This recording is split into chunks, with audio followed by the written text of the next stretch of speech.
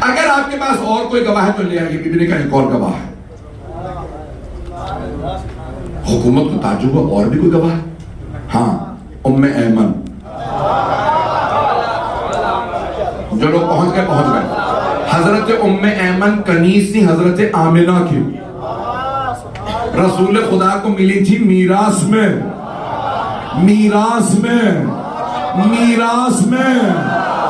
ابھی حکومت انکار کرنے والی ہے.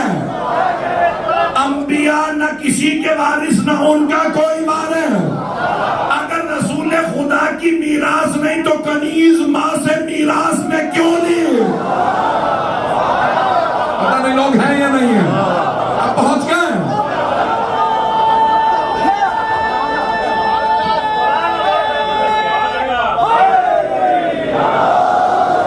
میری بات پہنچ نہیں جاتی گرام میں.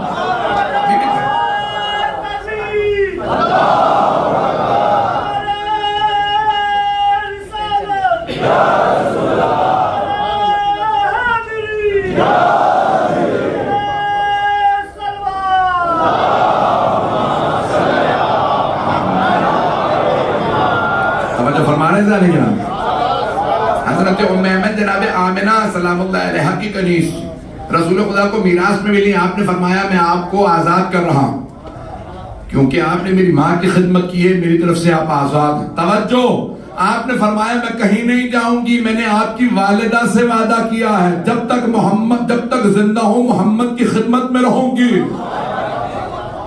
جناب سرور کائنات سے جناب سیدہ کو ملی. جناب ام ایمن سے جناب سیدہ کو بڑی محبت تھی. کہا ام ایمن میری گواہی دے گی. جناب ام ایمن بہت بزرگ تھی, ضعیف العمر تھی, ہاتھ میں عصا تھا اور سر پہ برقع تھا. سامنے آئے, جیسے ہی جناب ام ایمن تشریف لائی نا آگے گواہی دینے کے لیے, تو حکومت نے کہا ام ایمن خبردار گواہی مت دینا, آپ نہیں بول سکتی, کیونکہ قرآن میں لکھا ہے عورت کی گواہی آدھی ہے, خاتون کی گواہی نصف ہے, آدھی ہے. آپ خاتون ہیں اور آدھی گواہی نہیں چلے گی, میں پوری گواہی چاہیے. آپ خاتون ہیں چپ رہیں, آپ کو گواہی دینے کی اجازت نہیں. جناب ام ایمن نے مجمع کا رخ کیا, کہا او صحابہ رسول, یاد ہے اسی مسجد میں اسی منبر سے پیغمبر نے فرمایا تھا او میرے صحابہ اگر کبھی ام ایمن گواہی دے تو ان کی گواہی آدھی نہیں پوری ہے.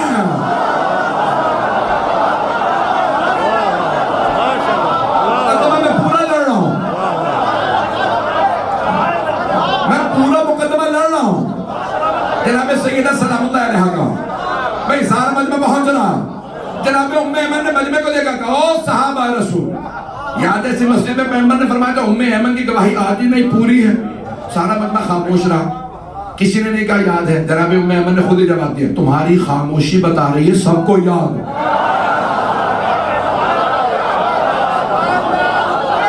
لوگ ہیں یا نہیں ہیں؟ حضرت ام ایمن نے وقت نہیں رہا,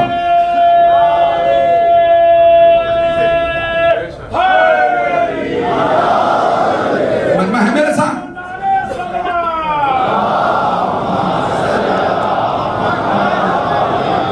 میں کل مکمل کروں گا. جناب خاتون نے جنت نے ایک مرتبہ آواز کہ ام ایمن میری گواہ. جناب ام ایمن آئی, حکومت نے کہا کہ آپ گواہی نہیں دے سکتی ہیں, آپ خاتون نے آدھی ہے گواہی آپ کی.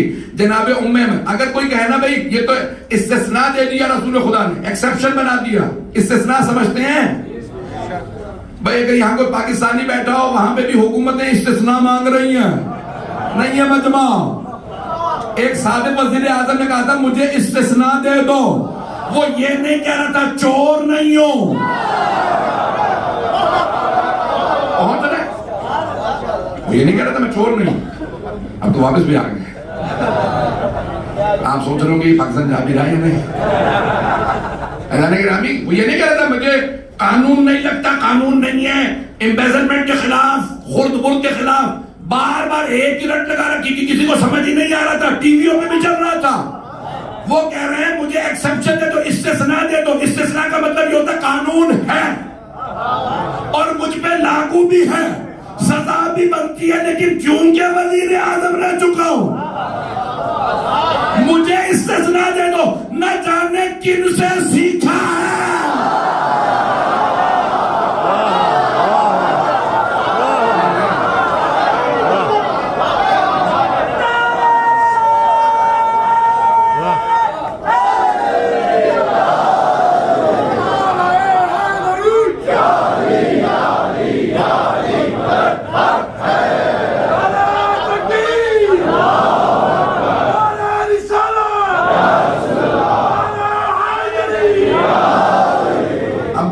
اندازے ہو گئے جانے کے لیے؟ شاید میں وہاں تک لے آیا ہوں میں جہاں لے جانا چاہ رہا تھا. میں کل مکمل کروں گا, وقت نہیں, تفصیل سے سن لیجئے, 2-4 منٹ 5-10 منٹ کی زیادہ زحمت دوں گا.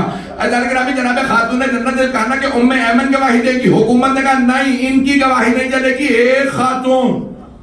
جناب ام ایمن نے منوا لی ہے, میری گواہی پوری ہے. توجہ, میں آپ کے سامنے ایکسپشن پیش کر رہا ہوں. عام افراد کو اپنے گناہوں کے لیے استثناء لینے کی اجازت نہیں. اللہ اور ان کا رسول بتا سکتے ہیں کون ایکسپشن ہے, کون مستثنیٰ ہے. میں اشاروں میں بات کرنا چاہ رہا ہوں, آپ مجھے مجبور کر رہے ہیں. پیغمبر نے ایک سواری خریدی ایک یہودی سے, واقعہ ذہنوں میں آ گیا. یہودی نے کہا پیسے لے لیے محمد, مدینے پہنچ کے سواری لے لیجئے گا. جیسے ہی مدینے پہنچے گا سواری دو. کہا کس مت میں؟ کہا بھی تجھے راستے میں پیسے دیے. کہا گواہ ہے آپ کے پاس؟ آپ نے تو قانون بنایا ہے, گواہ لے آئیے. سامنے سے پہنچ گئے ہوں گے, نام لینا بڑا مشکل ہے. کہا بھئی میں کہہ رہا ہوں یہ سواری میری ہے, یہ کہتا ہے اس کی ہے. کہا یا رسول خدا آپ کے پاس کوئی گواہ ہے؟ کیونکہ اس نے پکڑ رکھا تھا کہ دیکھو. کہا آپ کے پاس کوئی گواہ ہے؟ کہ گواہ نہیں ہے. کہا یا رسول خدا سواری اس کی ہے. دوسرے کو دیکھا. کہا بھئی میں کہتا ہوں سواری میری, یہ کہتا ہے اس کی. کہا یا رسول خدا کوئی گواہ ہے آپ کے پاس؟ کہا نہیں. کہا سر پھر آپ کی سواری نہیں. اتنے میں حضرت خزیمہ تشریف لے آئے رضی اللہ عنہ. سرور کائنات خزیمہ میں کہتا ہوں یہ سواری میری, یہ کہتا ہے اس کی. کہا یا رسول خدا اگر آپ کہہ رہے ہیں تو پھر آپ ہی کی ہے. اب پہنچ گئے.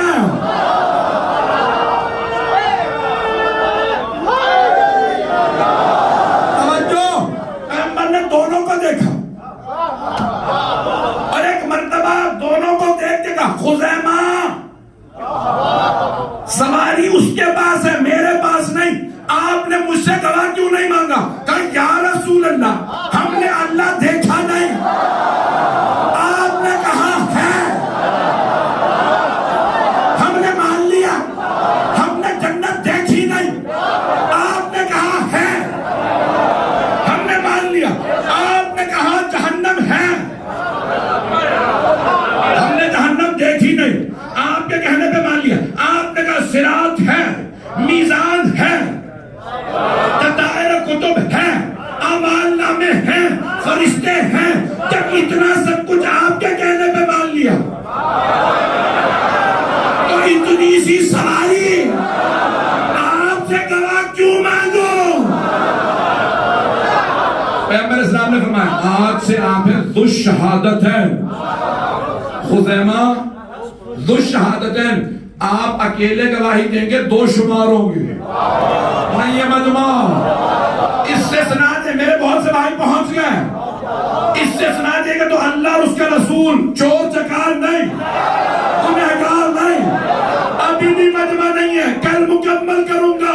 آخری سن لیجیے بات. پیغمبر اسلام نے فرمایا اپنے گھروں کو مسجد کے ساتھ بنانا تاکہ جب فجر پہ آؤ تو دشمن تمہیں قتل نہ کر دے. پھر آپ نے فرمایا اب تم سب مضبوط ہو چکے ہو, اسلام کا روب بیٹھ چکا. کسی نے بدر جیتی ہے, کسی کے پاس ذوالفقار ہے, اس اکیلے کا روب اتنا ہے. کہا خبردار اپنے سب دروازے بند کر دو, تم ایسی حالت میں ہوتے ہو فجر میں مسجد میں نہیں آ سکتے. سارے دروازے بند کر دو, بس ایک دروازہ کھلا رہے گا. اب سارے سوال کہ یا رسول اللہ جب سب بند تو ایک کیوں کھلا رہے گا؟ کہ یہ علی کا دروازہ. ابھی نعرہ نہ لگائیے گا. سارے دروازے بند. کوئی پوچھے یا رسول خدا آپ نے سارے دروازے بند کروا دیے, اپنے چچا عباس کا دروازہ بھی بند کرا دیا, سسرالیوں کے دروازے, سب کے دروازے, اپنے گھر کا بھی دروازہ بند کر دیا, صرف علی کا دروازہ. تو پیغمبر فرمائیں گے میرے گھر میں معصوم ہوں, بیویاں نہیں. علی کے گھر میں علی معصوم, زوجہ معصومہ, بیٹے.